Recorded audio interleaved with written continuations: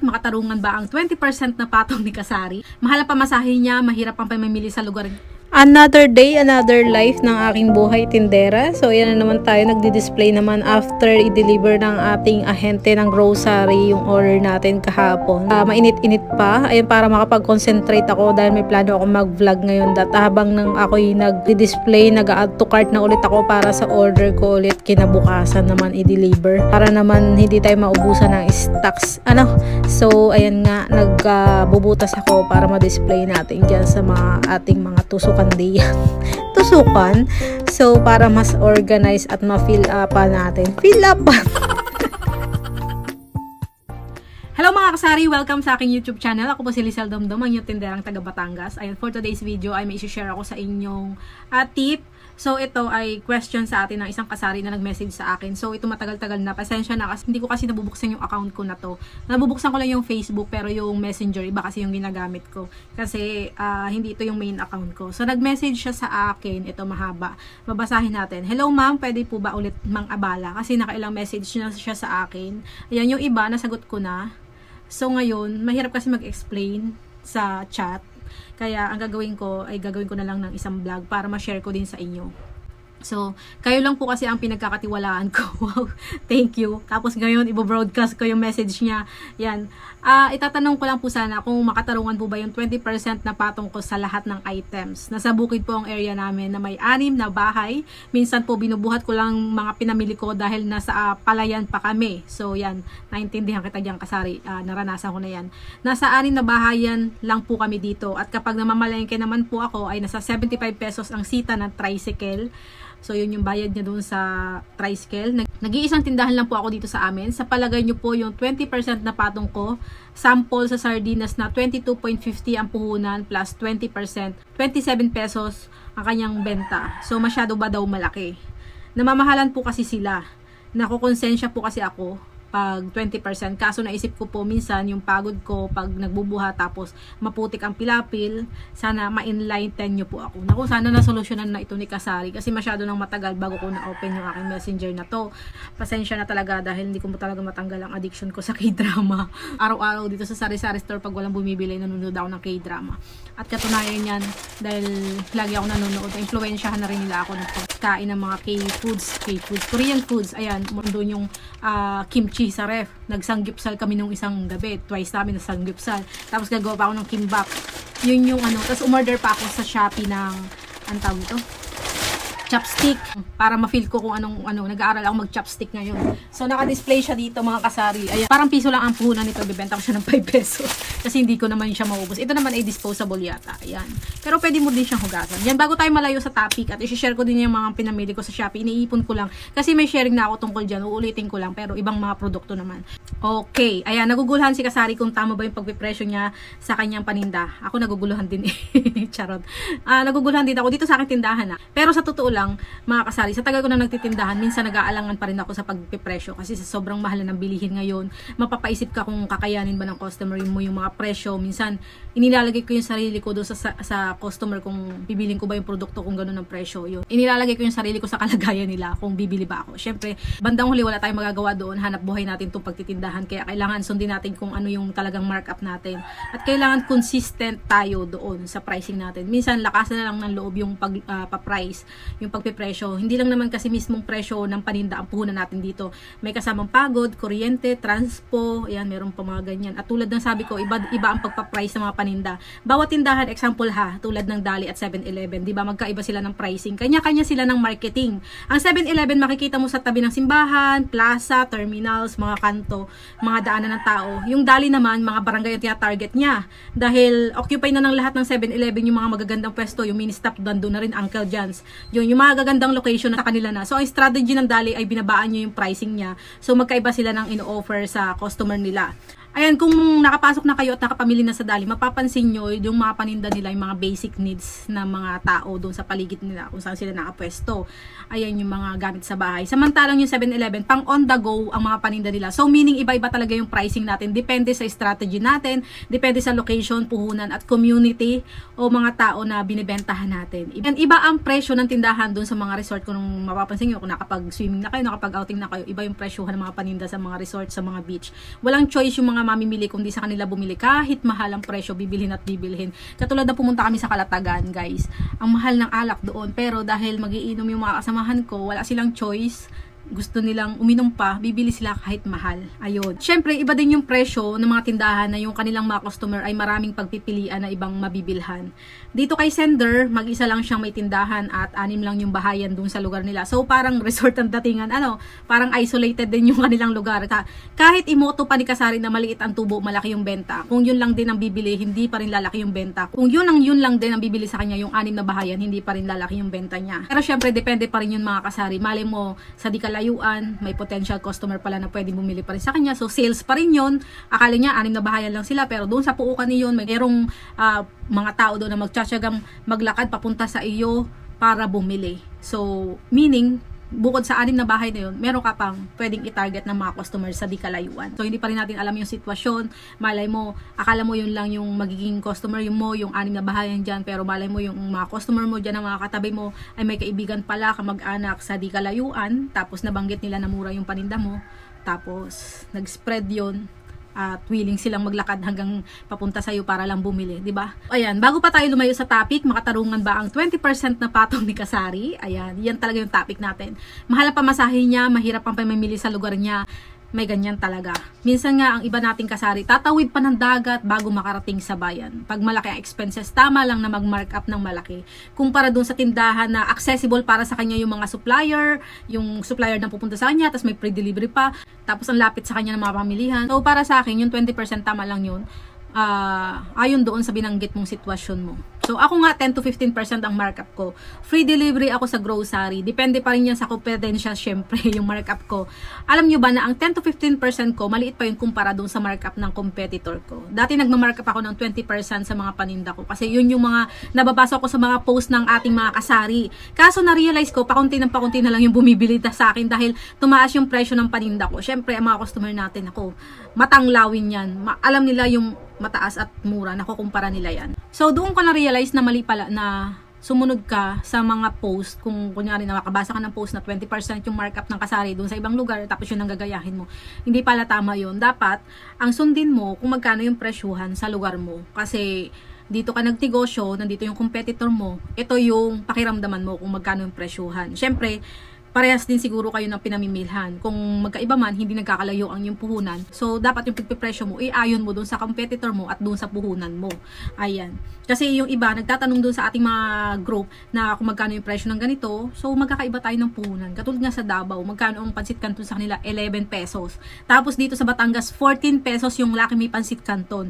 May ganun talaga. Grocery na nagsabi na magkaiba talaga yung presyo ng mga taga Davao, yung Lucky May pansit canton, saka dito sa lugar namin. So, hindi mo pwedeng sundin yung presyo nila. Malulugi ka. Sasabihin mo na wala yung resibo mo. Hindi pwede yun. Kailangan kung magtatanong ka doon sa mismong kalugar mo para tama yung presyo mo at hindi ka nalugi o kaya hindi ka nag-overprice. Ayan. Kasi pag nag-overprice ka minsan lang at ang tandaan nyo ng customer, baka hindi na bumalik si customer sa'yo.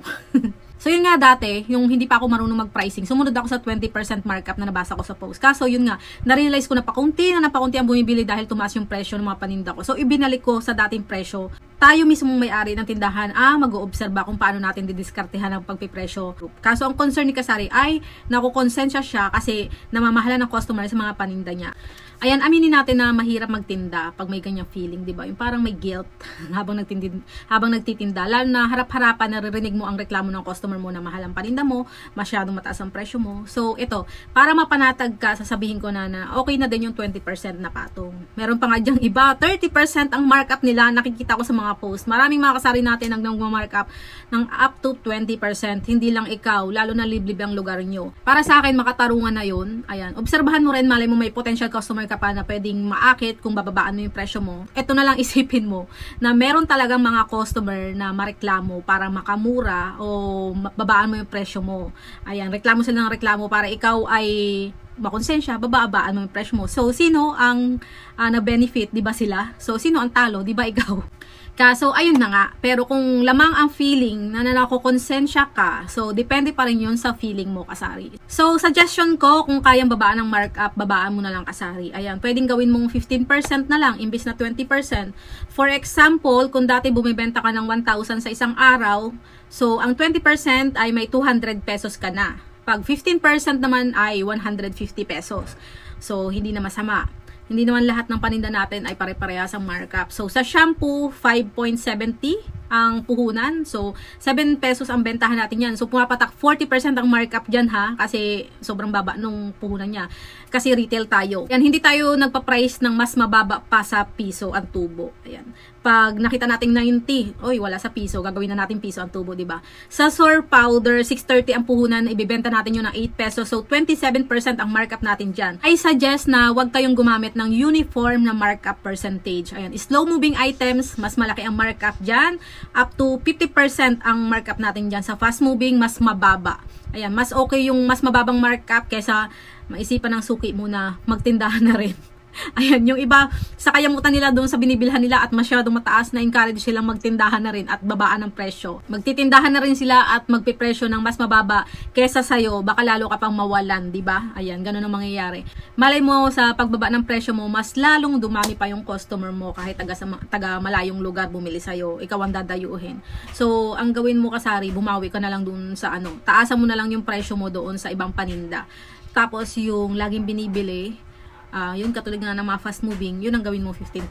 Ako nga kahit gusto kong mag-markup ng malaki, hindi ko magawa kasi tabi-tabi na kaming may tindahan dito.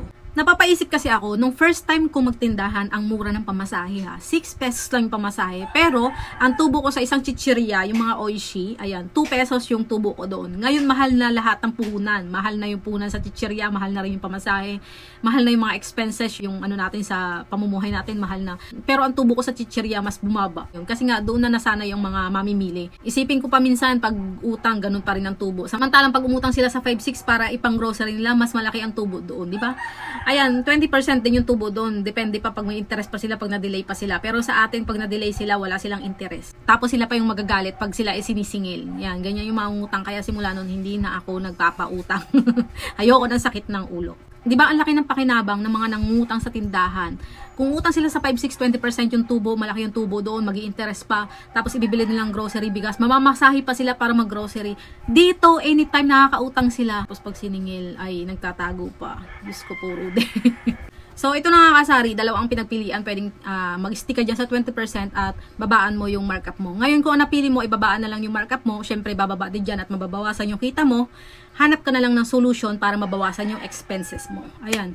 Doon sa 75 na pamasahe kada mamimili ka, di ba malaki? Ilang beses ka bang namimili sa loob ng isang linggo? Maganda sana kung may free delivery. Pero kung wala, mas maganda sulitin mo yung kada biyahe mo. Ipunin mo yung benta mo, saka mo ipamili. Yun, sulitin mo yung biyahe ng tricycle. Ako dati para makatipid, every time na may lalabas na sasakyan, kapal ang mukha, papuntang bayan, ay nakikisakay na lang ako para makatipid sa pamasahe. Yung kapal na lang mukha yung pinapairal ko noon. Pag naghahatid ako ng anak ko sa school, nagbabantay ako ng mga ahente doon sa tapat ng ibang tindahan sa may school. Sa school kasi dito, highway. So, maraming dumadaan ng mga truck ng mga ahente. So, doon bumibili ako ng mga pwedeng bilhin. Lalo yung Nestle, meron silang tricycle na close. Ayan, inaabangan ko talaga yun kasi mas mura doon. Hindi ko dati iniisip yung hirap. Basta ang goal ko lang, mapadami ko ang laman na tindahan ko. Noon ko pa talaga motto na mas maraming paninda, mas maraming benta. Kaya, mas maganda talaga, mas marami yung paninda natin. So, kung kulang yung puhunan mo, tipid-tipid muna. Ayan. Dati, naranasan ko magtinda ako ng puto para madagdagan yung puhunan ko. Marami akong pinagdaanan bago ko nadagdagan yung yung puhunan ko. I-share ko yan sa ibang topic. Ito pa, i-share ko na rin kahit mahaba na. Share ko lang yung lagi kong kinikwento sa vlog ko, yung pinaka-kauna-unahang nagtindahan dito sa amin. Malakas yung tindahan niya, mga kasari. Pero huminto siya at lumipat siya sa ibang probinsya at doon na lang siya nagtindahan. Kasi parang na-discourage siya nung may nawala siyang customer na napakalakas. Tapos humina yung tindahan niya. Na-discourage na siya magtinda, nagsara siya. Pero ang lakas talaga ng tindahan niya, mga kasari. Lumipat siya sa Mindanao, doon yung probinsya niya. Tapos doon na lang siya nagtindahan. So magiliw siya sa customer, mababa siya magpatong sa mga paninda niya, matipid din yung kahit malaki na ang kinikita niya, sobrang tipid nun. Tapos nagpapautang din siya, kaya marami siyang suki. Kahit taga-malayong bahay, sa kanya talaga pumupunta. Kahit taga-malayong estudyante, tumatakbo talaga siya sa kanya sa hapon kasi kumpleto siya, may mga pambata siya, iba-iba, may mga school supply siya. So noon pa yun, biruin mo, kakunti yung bahay dito sa amin, kakunti talaga. Pero pinuno niya yung tindahan niya, ang dami niyang paninda hanggang yung kapitbahay niyang bata bumili, tapos bata may kaklase na taga ibang lugar, tinanong ko saan nabili yun, tapos sinamahan doon hanggang nabalita na yung tindahan niya na doon, kumpleto doon. So kahit na malayo siya, nakakabenta pa rin siya dahil mababa yung presyo niya, tapos kumpleto siya. So yun yung in-aim niya, matipid talaga siya, talagang pinursigin niya na madamihan yung kanyang paninda.